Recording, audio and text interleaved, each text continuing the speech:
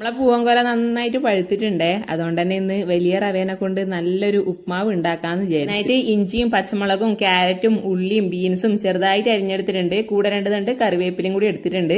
ഇന്ന് നമ്മൾ കുക്കറിലാണ് കേട്ടോ ഉണ്ടാക്കുന്നത്. എണ്ണ ഒഴിച്ചിട്ടൊന്ന് ചൂടാവുമ്പോൾ കടുക് ചേർത്ത് കൊടുക്കുന്നുണ്ട്. കടുക് ഒന്ന് പൊട്ടി തുടങ്ങുമ്പോൾ 2 ടേബിൾ സ്പൂൺ ഉഴുന്നുപരിപ്പും കൂടി ചേർത്ത് കൊടുക്കും. ഉഴുന്നുപരിപ്പ് ഒരു ഗോൾഡൻ കളർ ആകുമ്പോൾ അതിലേക്ക് ഇഞ്ചിയും പച്ചമുളകും അരിഞ്ഞത് ചേർത്ത് കൊടുക്കുന്നുണ്ട്. ഇഞ്ചിയും പച്ചമുളകും ഒന്ന് മുരിഞ്ഞു തുടങ്ങുമ്പോൾ അതിലേക്ക് 2 തണ്ട് കറിവേപ്പിലയും കൂടി ചേർത്ത് കൊടുക്കുന്നുണ്ട്. നമുക്ക് ഇതിലേക്ക് ചെറുതായിട്ട് അരിഞ്ഞു വെച്ച ഉള്ളിയും ക്യാരറ്റും ബീൻസും കൂടി ചേർത്ത് കൊടുത്തിട്ട് നന്നായിട്ടൊന്ന് മൊരിയിച്ചെടുക്കണം. അപ്പോഴത്തേക്കന്നെ നല്ലൊരു സ്മെല്ല് വരാൻ തുടങ്ങിയിട്ടുണ്ടാവും. നെയ്യ് ചേർത്ത് കൊടുക്കുന്നവർക്ക് ഈ ഒരു സമയത്ത് നെയ്യ് കൂടി ചേർത്ത് കൊടുക്കാം കേട്ടോ. പിന്നെ ആവശ്യത്തിന് ഉപ്പും വേവാൻ ആവശ്യത്തിന് വെള്ളവും കൂടി ചേർത്ത് കൊടുത്തിട്ട് നമുക്ക് വലിയ റവ അതിലേക്ക് ഇട്ട് കൊടുക്കാം. ഈ ഒരു സമയത്ത് ഉപ്പ് പാകത്തിന് ഉണ്ടോ എന്ന് നോക്കണം.